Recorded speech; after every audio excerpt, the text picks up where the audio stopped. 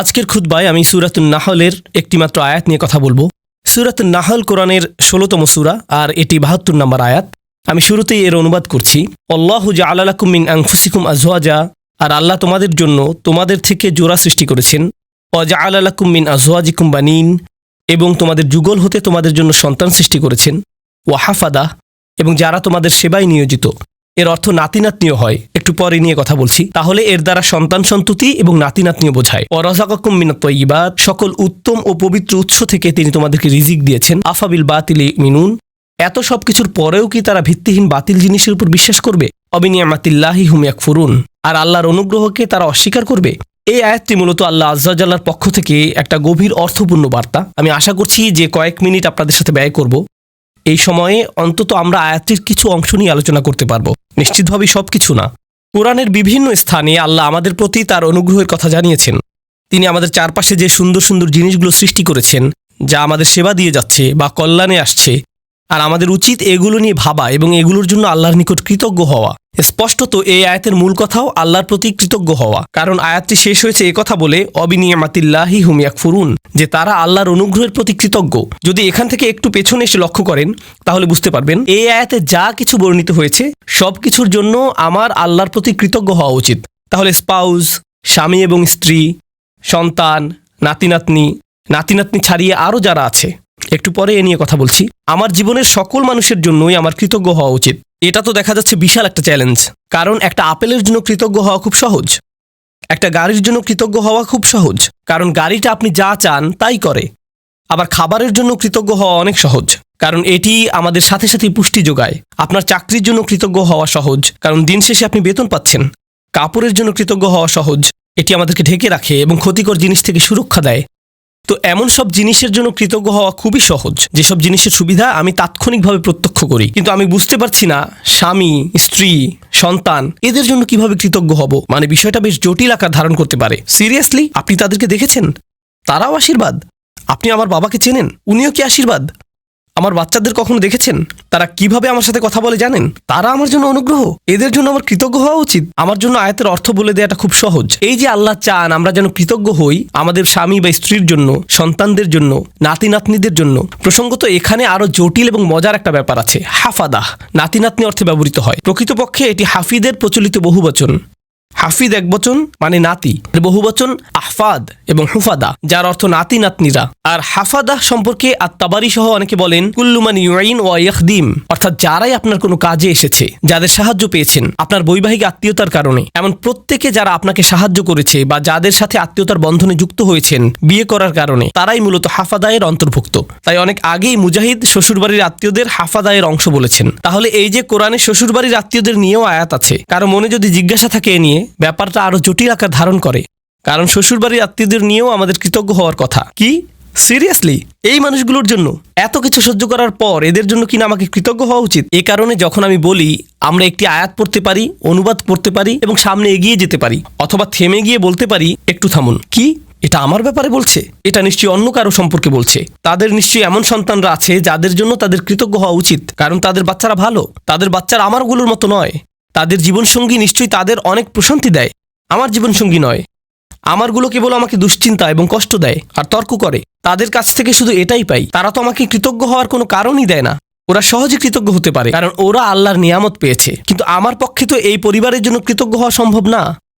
আমার জীবনে তো তাদের মতো শান্তি নেই। আল্লাহ এখানে এরকম কোনো ব্যতিক্রম তৈরি করেননি। প্রসঙ্গত তোমাদের যাদের ভালো সন্তান, ভালো নাতি নাতনি, চমৎকার শ্বশুরবাড়ি এবং অসাধারণ স্ত্রী আছে, তাদের উচিত কৃতজ্ঞ হওয়া। বাকিরা অনলাইনে অভিযোগ করতে পারো আর এই নিয়ে মিম বানাতে পারো। না, এভাবে কোনো পার্থক্য করা হয়নি। এটা সবার জন্য বলা হয়েছে। আমরা যদি ব্যাপারটা নিয়ে আরেকটু গভীরভাবে চিন্তা করি, নবীদের জীবনী অধ্যয়ন করলে আমরা দেখব অনেক নবীদের স্ত্রীরাই তাদেরকে কষ্ট দিয়েছেন। যেমন নূহ আলাইহিস সালাম, লূত আলাইহিস সালাম। কিছু নবীদের সন্তানেরা তাদের কষ্ট দিয়েছেন, যেমন নূহ আলাইহিস সালাম, ইয়াকুব আলাইহিস সালাম। তাদের সন্তানেরা কষ্ট দিয়েছেন। ইব্রাহিম আলাইহিস সালাম আশঙ্কায় ছিলেন যে তার নাতিরা বা ভবিষ্যৎ প্রজন্ম শিরকে লিপ্ত হবে, আর এটাই সত্য হয়েছিল ইব্রাহিম আলাইহিস সালামের বংশধরদের নিকট থেকে। তো এগুলো সবই বাস্তবতা। আল্লাহর চাইতে বাস্তবতা সম্পর্কে বেশি কেউ জানে না, আর সেই রবই এই আয়াতের শেষে আমাদের কৃতজ্ঞতা প্রকাশ করতে বলেছেন। তাই আজকের খুতবায় প্রথমে আমি আপনাদের কাছে ধাঁধার মতো প্রায় ব্যাপারটা বর্ণনা করতে চাচ্ছি। কিভাবে আমরা এর সমাধান করব? বা কিভাবে আমরা এর প্রকৃত অর্থ বুঝব? কারণ আল্লাহ আজ্জা ওয়া জাল্লা আমাদের আদেশ করছেন বা তিনি মূলত অভিযোগ করছেন যে আফালা ইয়াতাদাব্বারুনাল কুরআন আম আলা কুলুবিন আকফালুহা, তারা কি কোরআন নিয়ে গভীরভাবে চিন্তা করে না, নাকি তাদের অন্তরে নিজস্ব তালা পড়ে গেছে যে যদি আল্লাহ যা বলেছেন তা নিয়ে চিন্তা করতে অপারগতা জানাই এবং গভীরভাবে না ভাবি, তাহলে সম্ভবত আমার অন্তরে হয়তো এখনো কোনো তালা পড়ে আছে, হয়তো আমি মন দিয়ে বিষয়টা ভাবছি না, নিজের জীবনে এর বাস্তব প্রয়োগ ঘটাচ্ছি না, ফলে এর গভীর অর্থ আমি বুঝতে পারছি না। আমি দোয়া করছি আমরা তার আয়াত নিয়ে গভীরভাবে চিন্তা করার সময় তিনি যেন আমাদের সবার অন্তরের তালা খুলে দেন। এখন আসুন আমরা আবার আয়াতে ফিরে যাই, এর শেষাংশে একটু মনোযোগ দিই। তিনি বলেছেন আফা বিল বাতিলি মিনুন অবিনিয়ামাতিল্লাহি হুম ইয়াকফুরুন, তারা কি মিথ্যাই বিশ্বাস করবে? আশ্চর্যজনক একটা বাক্য, তারা কি মিথ্যাই বিশ্বাস করবে? এমন আয়াতের ক্ষেত্রে আপনি কল্পনা করতেন যদি আয়াতের শুরুটা শিরক বা মিথ্যা প্রভু নিয়ে হতো এবং বলা হতো যে তারা আল্লাহ ছাড়া অন্য কারো ইবাদত করে, এরপর তারা বাতিলে বিশ্বাস করে, এমন একটি জায়গায় আলোচনাটি যথোপযুক্ত ছিল। কিন্তু আলোচনাটি এরকম নয়। কথাটা এমন ছিল যে তিনি তোমাদের মধ্য থেকে তোমাদেরকে দিয়েছেন স্ত্রী, সন্তান, নাতি নাতনি, শ্বশুরবাড়ি, বড় পরিবার এবং যারা তোমাদের সহযোগিতা করে এসব, এবং তারপর বলা হলো এরপরও কি তারা বাতিলকে বিশ্বাস করবে? সুবহানাল্লাহ, এ কথাটা এখানে কেন? তো আরেকটা ধাঁধা, আমি একটা ধাঁধার উপর আরেকটা ধাঁধা যোগ করছি, তাই না? তারা কি মিথ্যাই বিশ্বাস করবে? এখানে মিথ্যার বিপরীত হলো সত্য, তাই না? আফাবিল বাতিলি ইউমিনুন অবিল হাক্কি হুম ইয়াকফুরুন, তারা কি মিথ্যাই বিশ্বাস করবে আর সত্যকে অস্বীকার করবে? কারণ মিথ্যার বিপরীত হলো সত্য। কিন্তু আল্লাহ সত্য শব্দটি বলেননি, বরং তিনি বলছেন আল্লাহর অনুগ্রহ। তিনি আল্লাহর অনুগ্রহ বলছেন এর পরিবর্তে। আর যদি আপনি আল্লাহর অনুগ্রহ শব্দটির বিপরীত শব্দ নেন নাকবা, তখন এর অর্থ দাঁড়াবে তারা কি কাঠিন্যতায় বিশ্বাস করবে? তারা কি এমন জিনিসের উপর ঈমান আনবে যা তাদেরকে কষ্ট দেয়, মাসায়েব? আর তারা কি আল্লাহর অনুগ্রহ অস্বীকার করবে? হয় আপনি সত্যের বিপরীতে মিথ্যা বলবেন, না হয় অনুগ্রহের বিপরীতে কষ্ট। অথচ আল্লাহ কিন্তু এভাবে বলেননি, তিনি এগুলোকে একত্রিত করেছেন। আর আয়াতের মূল অর্থ বোঝার জন্য আমরা এখান থেকেই শুরু করব। সচরাচর ভাষা ব্যবহারে আমরা কোনো শব্দের সরাসরি বিপরীত শব্দ ব্যবহার করি, দিন রাত, ভালো মন্দ, এগুলো সরাসরি বিপরীত। কিন্তু কোরআনে আল্লাহ মাঝে মাঝে একটু জটিল বিপরীত ব্যবহার করেন। তিনি এভাবে বলেন না যে এর বিপরীত বি, তিনি বিপরীত বোঝাতে এমন ভিন্ন আঙ্গিকে আমাদের চিন্তা করান যা একমাত্র তিনিই পারেন। এখানে আল্লাহ আপনাকে আমাকে শেখাচ্ছেন যে এ আয়াতে মিথ্যার বিপরীত হলো আল্লাহর অনুগ্রহ, সত্য নয়। আর আল্লাহর অনুগ্রহ মূলত সত্যের বিকল্প হিসাবে ব্যবহৃত হয়। এই ধারণাটি খুবই শক্তিশালী। সত্যের আরবি হলো হক, আবার হক এর অর্থ উদ্দেশ্যপূর্ণ। তাই হক অর্থ কেবল সত্য নয়, উদ্দেশ্যপূর্ণও হয়। যেমন আল্লাহ বলেন খালাকাস সামাওয়াতি ওয়াল আরদা বিল হক, তিনি বিশেষ উদ্দেশ্যে আকাশসমূহ এবং পৃথিবী সৃষ্টি করেছেন। এখানে উদ্দেশ্য বোঝাতে কোন শব্দটি এসেছে? সত্য, হক। সুতরাং হক শব্দের দুইটি দিক আছে।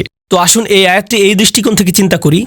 এই যে আমার অবাধ্য সন্তানেরা, আমার ছেলে আমার সাথে তর্ক করে, আমার মেয়ে আমার সালামের জবাব দেয় না, আমার নাতিরা আমাকে ভুলে গেছে, আমার স্ত্রী আমাকে কেবল অসম্মান করে আর অন্যদের কাছে আমার দুর্নাম করে বেড়ায়, আল্লাহ বলছেন তিনি এই সব কিছুই দেখছেন আর আমি দেখি সমস্যা।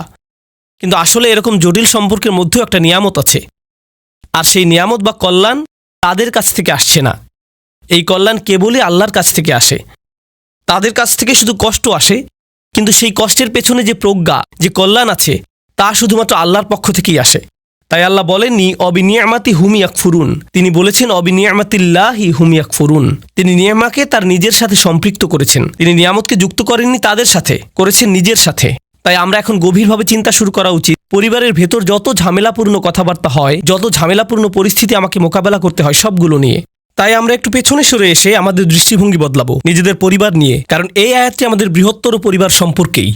মূলত বেশিরভাগ মানুষের ক্ষেত্রেই যদি জীবনের কিছু নিয়ে অভিযোগ করার থাকে, অর্থনৈতিক বা স্বাস্থ্যগত ব্যাপার ছাড়া যদি তাদের জীবনে কোনো মানুষ নিয়ে অভিযোগ করার থাকে, সেই মানুষটি সম্ভবত নিজ পরিবারের কেউ। জীবনের অধিকাংশ নাটকের অবস্থান এখানে। জীবনের সকল চাপের উৎপত্তি এখান থেকেই। ফোন আসলে ফোনের কাছে যাবার আগেই আপনি বলে ওঠেন আল্লাহ তার কল যেন না হয়। মনোবল শক্ত করে নিচ্ছেন আগে থেকেই। অথবা কোনো বিয়েতে বা অনুষ্ঠানে গিয়ে আপনি ভালো সময় কাটাচ্ছেন, হঠাৎ আপনার স্ত্রী আপনার দিকে তাকালো বা আপনি তার দিকে তাকালেন। স্ত্রী ভাবতে লাগলো ওহো আজকে আমার খবর আছে। বাড়ি ফেরার জন্য গাড়িতে ওঠা মাত্রই তিনি বকাঝকা শুরু করবেন, পরিস্থিতি ভালো মনে হচ্ছে না। পরবর্তী ঝগড়া শুরু হওয়ার আগেই যেন দাঁতে দাঁত চেপে প্রস্তুতি নেওয়া শুরু করলেন। জানেন, সম্ভবত ব্যাপারটাকে অন্য দৃষ্টিকোণ থেকেও দেখা যায়। সম্প্রতি আমাকে একজন একটা প্রশ্ন করেছেন। আজকের আয়াতটি ভালোভাবে বোঝার জন্য এটি একটা উদাহরণ হতে পারে। মা আর মেয়ের মধ্যে ফোনে কথা হচ্ছে। মা বলছে জানো তোমার অমুক কাজিন, আমরা তার নাম দিলাম কাজিন এ, তোমার কাজিন এ সবসময় কাজিন বি সম্পর্কে বাজে কথা বলে। তার সমস্যাটা কি? কেন সে সারাক্ষণ কাজিন বি সম্পর্কে মন্দ কথা বলে? মেয়ে বলল, এটা নিয়ে চিন্তা করো না মা, সে তার ভালো ভালো আমলগুলো তাকে দিয়ে দিচ্ছে। কারণ কারো পেছনে কটু কথা বললে আখিরাতে নিজের ভালো কাজগুলো তাকে দিয়ে দিতে হবে, তাই এ নিয়ে কোনো চিন্তাই করো না মা। মেয়েটি আমাকে জিজ্ঞেস করলো, আমি যখন এভাবে বলি, এভাবে বলা কি ঠিক? আমি এই কথোপকথনটি শোনার পর বললাম, আচ্ছা তোমরা যখন এভাবে আলোচনা করছো যে কাজিন এ এরকম খারাপ কাজ করছে, তোমরাও তো তখন গীবত করে ফেলছো, কাজটা উল্টা হয়ে গেল না? এরপর আছে আরেক সমস্যা, তুমি কি অতি সহজেই বলে ফেলছো না যে চিন্তা করো না, আমরা আখিরাতে তার কাছ থেকে নিয়ে নিব? কেউ যদি তোমার সারা জীবনের সঞ্চয় কেড়ে নিতে চায়, এখনই তোমার বাড়িতে এসে তোমার গাড়ির চাবি, ক্রেডিট কার্ডস, ব্যাংক পাসওয়ার্ড নিয়ে নেয় আর বলে বের হয়ে যাও, তখন তো বলবে না যে চিন্তা করো না, আমরা আখিরাতে নিয়ে নিব? তুমি তো এই জীবনের জিনিসগুলোই ছেড়ে দিতে পারো না, আর এত অনায়াসে তোমার কাজিনের আখিরাত ছেড়ে দিচ্ছ। কোনো সমস্যা নেই, আমরা শেষ বিচারের দিন নিয়ে নিব। হয়তো আমরা একটু পেছনে সরে এসে বলতে পারতাম, না নিশ্চয়ই এই বিরোধের কোনো কারণ আছে, আমাদের এই চ্যালেঞ্জটাকে নিয়ে একটু নিয়ামতে পরিবর্তন করে ফেলতে হবে। কারণ আল্লাহ এই সম্পর্কগুলোকে বলেছেন নিয়ামত। আমার ছেলে, আমার কাজিন, আমার পরিবার, আমার শ্বশুরবাড়ি, এগুলো কেবল আছে মানেই নিয়ামত নয়, কেবল তাদের থাকাটাই নিয়ামত নয়। স্পষ্টরূপেই এখানে শুধু তাদের বর্তমান থাকার কথাই বলা হচ্ছে না, তাদের সম্পর্কটা আমার সাথে কতগুলো অভিজ্ঞতার সমষ্টি, কতগুলো কথোপকথন এবং আদান প্রদানের সমষ্টি। কিভাবে আমি একে একটি নিয়ামতে পরিণত করব? মা, কখনো জানতে চেয়েছো আমার কাজিনের এত রাগ কেন? নিশ্চয়ই কিছু ঘটেছিল। কখন ঘটেছে? ও, তোমার মনে আছে ওই বিয়ের কথা, যেখানে অমুক অমুক ব্যাপারগুলো ঘটেছিল? ও, তখন থেকেই সমস্যার শুরু। আমরা হয়তো তাদের দুজনকে নিয়ে একসাথে বসতে পারি এবং সমস্যাটার একটা সমাধান করতে পারি। আমরা হয়তো সমস্যাটার সমাপ্তিতে সাহায্য করতে পারি, এটাকে আরো বড় করার পরিবর্তে। এই নিয়ে পেছনে কথা না বলে, অভিযোগ না করে আমরা হয়তো সমাধানের একটা অংশ হতে পারি, যেন পরিবারটি আত্মীয়তার সম্পর্কের মাঝে যে নেয়ামত লুকিয়ে আছে তার অভিজ্ঞতা লাভ করতে পারে। আপনার পরিবারে যে মানুষগুলোর আগমন ঘটে, আমার পরিবারে যে মানুষগুলোর আগমন ঘটে, ভালো হোক বা মন্দ, আল্লাহ একটা উদ্দেশ্যকে সামনে রেখেই তাদেরকে আমাদের জীবনে পাঠিয়েছেন। তার সব কাজেই উদ্দেশ্য থাকে। মাঝে মাঝে আপনি আপনার ভাইকে দেখে ভাবেন, তুমি কিভাবে আমার ভাই?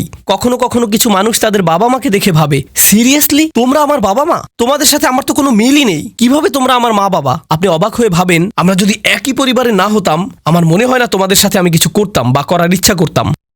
কিন্তু আল্লাহ মানুষকে বিশেষ উদ্দেশ্যে একত্রিত করেন। তিনি ভালো করেই জানেন কাকে কার পরিবারে রাখতে হবে এবং কাকে কার সাথে জেনেটিক্যালি সংযুক্ত করতে হবে। এমনকি তিনি আপনার শ্বশুরবাড়ির ব্যাপারেও প্ল্যান করে রেখেছেন। ইন্না লিল্লাহি ওয়া ইন্না ইলাইহি রাজিউন। এর জন্যও তিনিই পরিকল্পনা করে থাকেন। এখন সবকিছুকে একটা বড় পরীক্ষা মনে হতে পারে, কিন্তু আমি যদি নির্দিষ্ট একটি দৃষ্টিকোণ থেকে আয়াতটি নিয়ে চিন্তা করি, আমাকে এখানে আশীর্বাদ খুঁজে পেতে হবে। আমি এখানে আশীর্বাদ খুঁজে পাবো না যদি আমি সবকিছুকে উদ্দেশ্যপূর্ণ দৃষ্টিতে না দেখি। সম্ভবত এই ঝগড়ার পেছনের উদ্দেশ্য আমাকে খুঁজে বের করতে হবে এবং সঠিক কাজটি করতে হবে, সঠিক কথাগুলো বলতে হবে যেন এই বিরোধের নিষ্পত্তি হয়। আল্লাহ এমন মানুষদের নিয়ে কথা বলেছেন যারা সত্যিই তাকে বিশ্বাস করে। তিনি তাদের সম্পর্কেও বলেন যারা বিপরীতে ফাসাদ তৈরি করে। তিনি বলেন, ওয়ায়াকতাউনা মা আমারাল্লাহু বিহি আন ইউসাল ওয়া ইফসিদুনা ফিল আরদ। তারা ছিন্ন করে ফেলে আল্লাহ যা অবিচ্ছিন্ন রাখার নির্দেশ দিয়েছেন। পারিবারিক বন্ধনগুলো অটুট রাখা সত্যিই কঠিন। স্বামী স্ত্রীর সম্পর্ক মজবুত রাখা কঠিন। সন্তান সন্ততিদের মাঝে বন্ধন বজায় রাখা কঠিন। ভাই বোনদের মাঝে রাগারাগি তীব্র আকার ধারণ করতে পারে। পিতামাতা এবং সন্তানদের মাঝেও রাগারাগি তীব্র আকার ধারণ করতে পারে। আপনার নিজের পরিবার এবং শ্বশুরবাড়ির মাঝে মতবিরোধ প্রচণ্ড খারাপ হয়ে পড়তে পারে। ওইগুলো ছোটখাটো মতবিরোধ নয়, কিন্তু এই সকল মতবিরোধের প্রতি আমি যদি উদ্দেশ্যপূর্ণ দৃষ্টিতে তাকাই, জানেন আমি কি করব? আমি কোনো না কোনোভাবে এটাকে আশীর্বাদে পরিণত করব। আমি এই ঝগড়া সমাধানের একটা উপায় খুঁজে বের করব। আমি এই নিয়ে আলোচনা চালিয়ে যাওয়ার একটা উপায় খুঁজে বের করব। আল্লাহ আমাদের নবীদেরকে এমন সব কঠিন পরিস্থিতিতে ফেলেন, কিন্তু তবুও তারা এতে আল্লাহর নিয়ামত খুঁজে পান, কারণ তারা সব কিছুর দিকে উদ্দেশ্যপূর্ণ দৃষ্টিতে তাকান। তো এটাই আমাদের প্রথম শিক্ষা, আফাবি নিয়ামাতিল্লাহি হুম ইয়াকফুরুন থেকে। এই আয়াতের আরেকটা দিক আমি নিজেকে এবং আপনাদেরকে স্মরণ করে দিতে চাই। সেটা হচ্ছে আল্লাহ বলছেন, আল্লাহু জাআলা লাকুম মিন আনফুসিকুম আজওয়াজা। খুবই ভারী কিছু কথা। আল্লাহ কেবল বলেননি যে তিনি তোমাদের জন্য স্ত্রী দিয়েছেন, এটা অনেক সহজ হতো। আল্লাহু জাআলা লাকুম আজওয়াজা, আল্লাহ তোমাদের স্ত্রী দিয়েছেন, যথেষ্ট ছিল। কিন্তু না, আল্লাহু জাআলা লাকুম মিন আনফুসিকুম আজওয়াজান, আল্লাহ তোমাদের মধ্য থেকেই তোমাদের জন্য দিয়েছেন স্ত্রী, তোমাদের মধ্য থেকেই। এটা নিয়ে গভীরভাবে ভাবতে গিয়ে মুফাসসিরগণ চমৎকার কিছু কথা বলেছেন। এই আয়াতে তোমরা কারা? আপনি, আমি, আমরা মানুষ। আরবিতে মানুষকে ইনসান বলা হয়, যা উনস এবং ইস্তিনাসের সাথে সম্পর্কিত। মানে এটি মমতা, আন্তরিকতা, ভালোবাসা আর সৌজন্যতার সাথে সম্পৃক্ত। এই অনুভূতিগুলো একজন মানুষের অন্তরে প্রদান করা হয়েছে। অন্যের অনুভূতির প্রতি শ্রদ্ধাশীল হওয়া, যেমন আল্লাহ তাআলা বলছেন কারো অনুমতি ছাড়া তার ঘরে প্রবেশ না করতে। আপনার বন্ধুর বাসায় গিয়ে সোজাসুজি ভিতরে চলে যেতে পারবেন না, তাই না? হাত্তা তাস্তানিসু, যতক্ষণ না অনুভব করেন যে আপনাকে আশা করা হচ্ছে। তো রাত ৩টার সময় বন্ধুর বাসায় এটা ভেবে যাওয়া উচিত নয় যে আমি এখন গেলেও সে কিছু মনে করবে না, আমি জাস্ট হেঁটে ঢুকে যাব। না, এভাবে সোজা ঢুকে যেতে পারবেন না। আর অস্বস্তিকর সময় যাওয়া উচিত না। আপনার অন্তত এই বুঝটা থাকা দরকার যে কখন যাওয়াটা উত্তম হবে। ইনসান অর্থাৎ মানুষ শব্দটি সরাসরি যত্ন, সৌজন্যতা এগুলোর সাথে সম্পৃক্ত।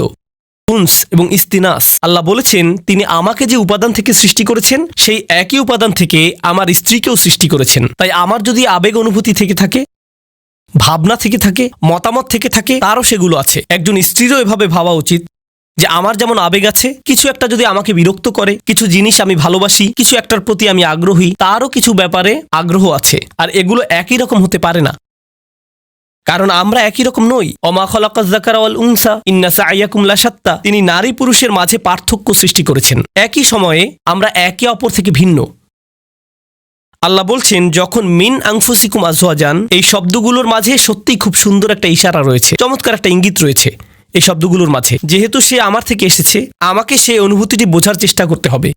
যদি সে কষ্টদায়ক কিছু বলে, কোথা থেকে এর উৎপত্তি হলো, কোন অনুভূতি থেকে এই আচরণের উৎপত্তি হলো, কোন কারণে সে এটা বলল, সে খারাপ এজন্য এটা বলেনি, সে রকচটা এজন্য এটা বলেনি, এগুলো সহজ উত্তর, তাই না? সে অহংকারী তাই সে সব বলছে। সম্ভবত এর পেছনে যাকে আপনি অহংকারী বলছেন হয়তো তীব্র মনোবেদনা রয়েছে। আপনি আপনার মতো করে মনোকষ্টের সাথে ডিল করেন, আর সে তার মতো করে ভিন্ন একটি উপায়ে মনোকষ্টের মোকাবেলা করে। তার মনোবেদনাটা হয়তো কষ্টদায়ক শব্দের মাধ্যমে প্রকাশিত হয়, বা শব্দগুলো আপনার কাছে বেদনাদায়ক মনে হয়। যদি আমরা এই ইস্তিনাসের চর্চা করি, তাহলে আমাদের পারিবারিক সম্পর্কগুলোতে আপনি আপনার ছেলের আচরণকে অসম্মানজনক আচরণ হিসেবে দেখবেন না। আপনি দেখবেন এই অসম্মানজনক আচরণের পেছনে নিশ্চয়ই কোনো কারণ আছে যার সমাধান হওয়া জরুরি।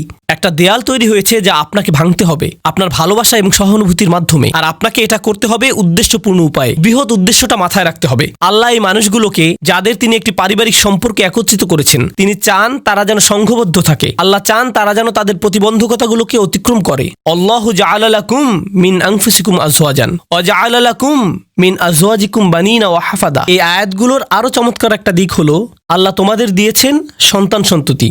আল্লাহ তোমাদের দিয়েছেন শ্বশুরবাড়ির আত্মীয় স্বজন, নাতি নাতনি, অন্য মানুষেরা যারা তোমাকে সাহায্য করবে, তোমার উপকারে আসবে। আল্লাহ আযজা ওয়া জাল্লা বলছেন সব শুরু হয়েছে আজওয়াজ থেকে, অর্থাৎ আপনি বিয়ে করেন, আর যখন বিয়ে করেন তখন অন্য একটি পরিবারের সাথে সম্বন্ধ যুক্ত হন। যেহেতু আরেকটি পরিবারের সাথে আপনি এখন সম্পর্কের বন্ধনে আবদ্ধ, একদিন হয়তো চাকরি হারিয়ে ফেললেন বা অন্য কোনো বিপদে পড়লেন, সে সময় হয়তো আপনার স্ত্রীর খালাতো ভাইয়ের এক বন্ধু আপনার বিশাল এক উপকার করলো।